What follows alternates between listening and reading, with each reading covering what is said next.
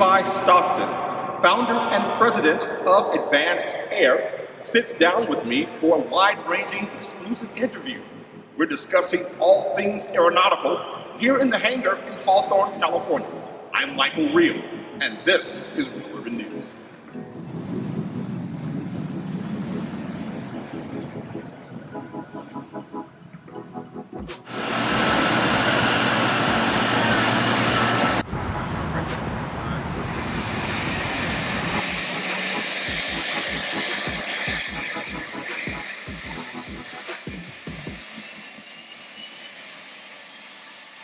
Levi, thank you for sitting down with us for this exclusive interview talking about Advanced Airline. You are living the California dream. Tell us about it. Yeah, we have a charter company and an airline here at Hawthorne Airport. Started off with one airplane and me flying every trip, and now we fly over 10,000 hours a year. We have 60 plus pilots and 130 employees total. And we do everything from flying cargo to airline service to Mammoth Ski Resort and Taos Ski Resort, and high-end charters all over the country in North and South America. And when you say the term high-end charter, elaborate on that for us. A private corporate jet that is going where you want to go and the time you want to go. To the airports that are usually not served by commercial travel. We're seeing a lot more of that now, definitely following the pandemic of 2020. Yeah, I think we're seeing more charter. We're not seeing as much of the business travel of the corporate companies moving, but we're seeing a lot more of the the traveler that now knows that this is an option and is shying away from the airlines, or the airlines are no longer servicing where they need to go. Take us back to your early days flying. You've been flying since high school. Yeah, I was a kid. I grew up in Seattle area, outside of Seattle, a town called Paulsville, Washington, with my mom, and my dad is in Fairbanks, Alaska. So. As a kid, my sister and I would get the unaccompanied minor sticker, and the flight attendant would walk us on the airplane, and we get to see go up in the cockpit and see the captain and the co-pilot. And so at a young age, that's what I wanted to do. My original goal was to work for Alaska Airlines, and that was kind of the path I started to go down. What kind of influence did your parents have once they realized your dream and your vision? My dad bought an airplane, a small single-engine piston airplane when I was about 13. So I kind of started to ride in that and get the feel for it. And my mom supported me. She worked 2 jobs and said, "You're going to go to school." So right out of high school, I went to flight school. So this was a family venture. Yeah, I would say I used to work at a restaurant, and I had talked about opening a restaurant with that owner, and so he told me I needed 2 things. I needed 50 grand, and it needed to be 18. So I called my dad and said, "Hey, can you help me get a loan for 50 grand?" And he said, "Do me a favor, walk to 2 restaurants, ask those owners if they'd rather be a pilot or a restaurant owner." So I walked into the first restaurant, and the guy said, "You don't need to go anywhere else. You should be a pilot." So that was into my restaurant dream, and I went down my aviation path. When you look back at those early days, what were some of the challenges? I don't think I really looked at challenges. It was fun. I moved away from home. I was on the road. I first started flight school in Oklahoma, and then I moved to one in Northern California in Oakland, and I was excited. I was so young and eager. I was confused why everybody wasn't being a pilot, and so I was just excited to get all my ratings, become a flight instructor, and be in a position to be paid to actually fly. So you're flying back and forth to see your dad and flying to see your mom. What was it about the cockpit that illuminated in your mind? Yeah, I think it's just aviation's fascinating, right? Flying is somewhat of a mystery, especially when you're at that age. And it's just really exciting. I still just amazed. It's a time capsule. You can get somewhere so quick, and any other option is days compared to hours. So I think that's always just really fascinating. I think in my notes we were looking at them earlier off camera, and a lot of people now, a lot of kids, 20 years old, don't even have a driver's license. Here you are, 20 years old, flying cargo.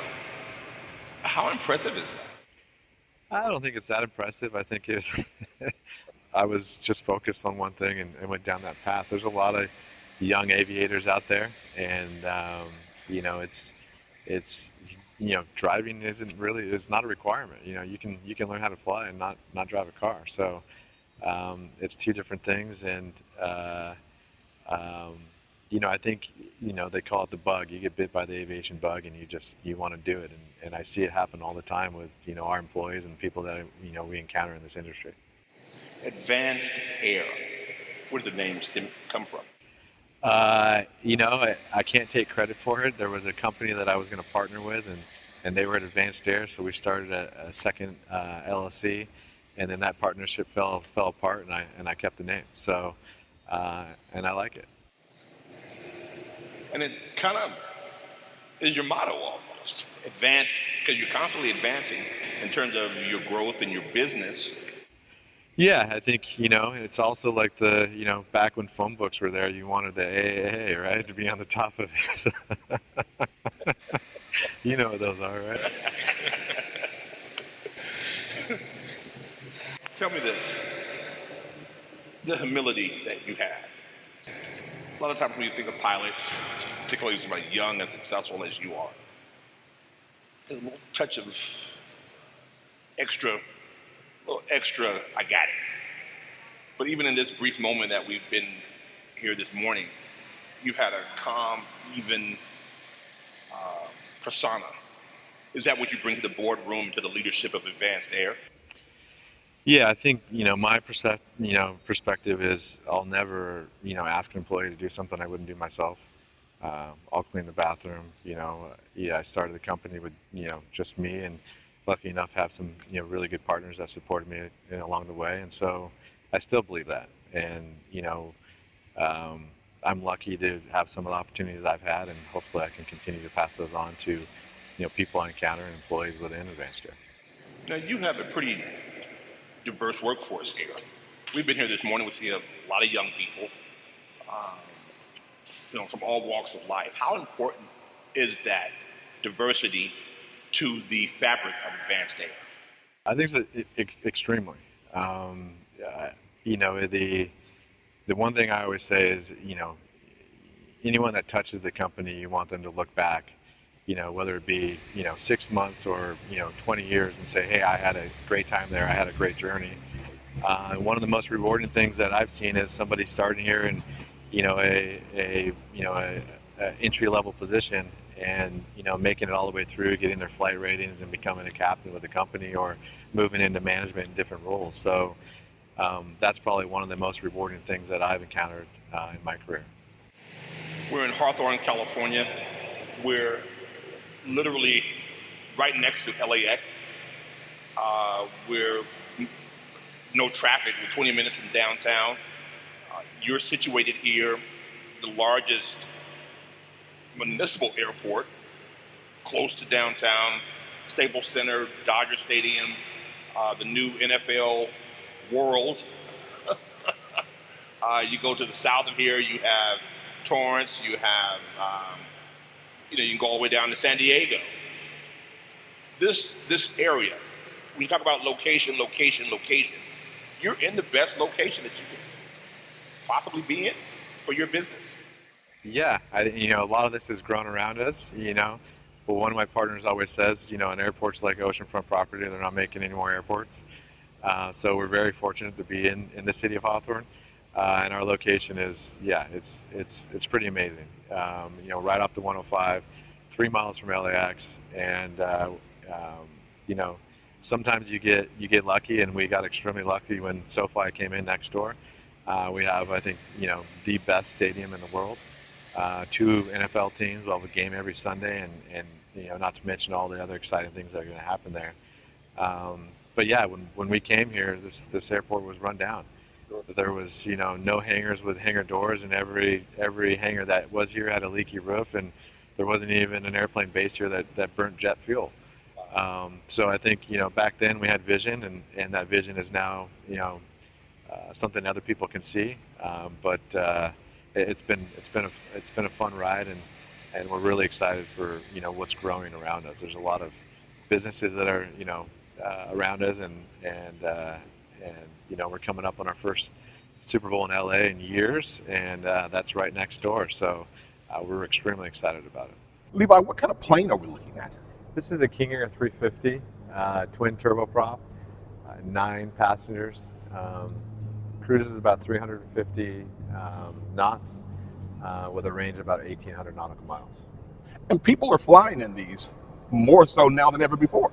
Yeah, this is a machine. It can go into short runways. It can haul a lot of people, and it's a very efficient aircraft. And we use it both in the charter and in the airline product. And people are happy with it. Yeah, people are happy with it.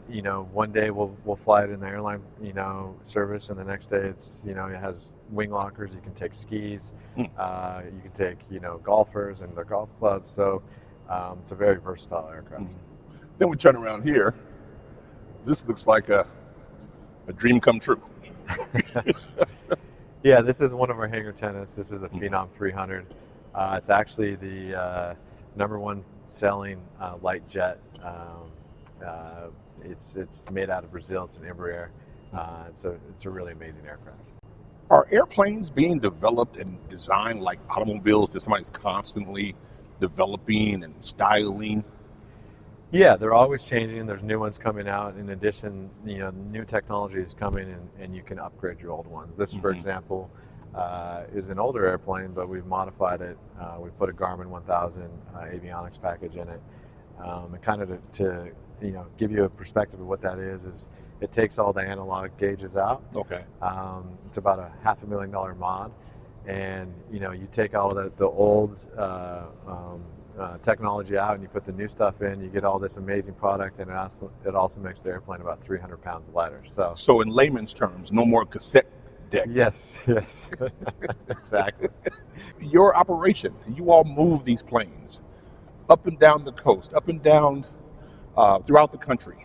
Yeah, I mean, it's very common for one of our crews to fly these, 8 to 11 legs in a day, moving, it could be cargo, it could be passengers. They could be flying empty from one place to pick up passengers in another. But yeah, we have 9 of these. Wow. And each one of them flies about 500 hours a year. What's interesting about Advanced Air is your location, and that you're nestled next to SpaceX and Tesla. Yeah. How amazing is that? Well, I mean, they're going to space and making electric cars. So, it's fun to go into the restaurant here and pick the brains of the engineers that are taking a lunch break, and just seeing these, amazing things that they're building. And you can, on the corner over there, you can see the first rocket they successfully landed. And obviously they're on the news every day, just doing stuff, mind-blowing stuff. Yeah. What's the community's reaction? It's funny is when we first came into Hawthorne, there was a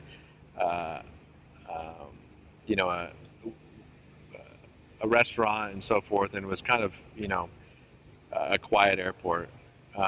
But as we grew, we brought in Eureka, the restaurant here, and more activity happened. And we were told, at the beginning that people would drive by here and think that it was, private and they weren't allowed to come here. But it's fun now to see the community come in and people be engaged and really want to see that, this is something special. We have some ideas about doing some more things with the community. But, it's an airport, and, it's just fun sometimes to see a dad with his, kid on his shoulders looking over the fence, watching airplanes fly by. But talk about your immediate destinations that you all fly to now. So, we operate charter, which is, point to point at the customer's, request, but we also operate as a scheduled airline. You can buy tickets on Expedia and Kayak or on our website. And what most people don't realize is it's at a very reasonable price. So we fly from here to Phoenix. We have flights out of here to Taos, New Mexico to service the ski resort, and that's summer and winter flying. And this winter we have flights from here to Mammoth Ski Resort.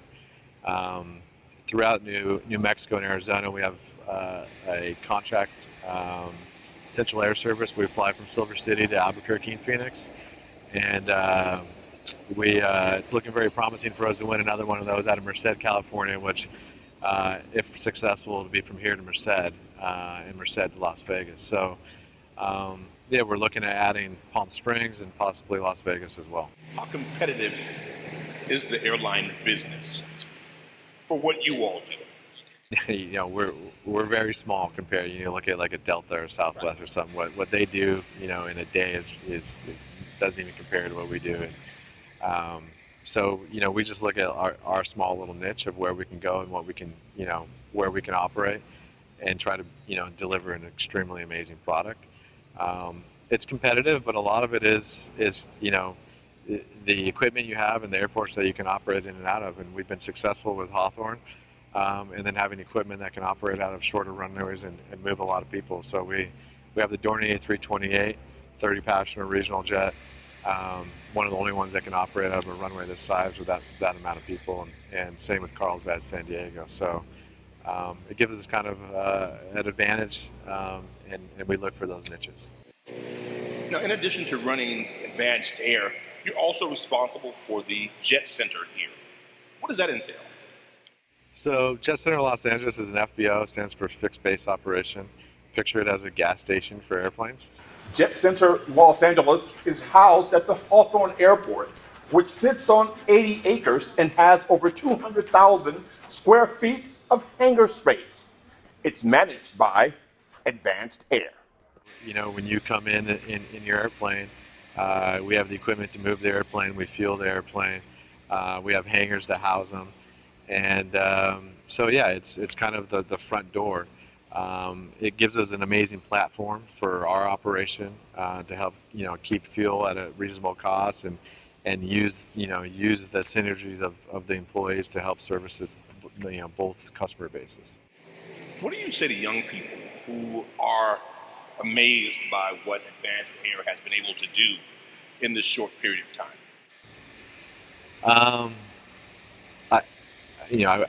I'm not sure that I'm amazed, so I don't look at it that way. But usually, my advice to young people is, look forward in the future, and say 5-10 years from now, and where do you want to be, and start taking steps backwards. And when you get back to today, now you know what your next step is forward. Something I got to figure out. Levi Stockton, thank you for being with Real Urban News. Thank you.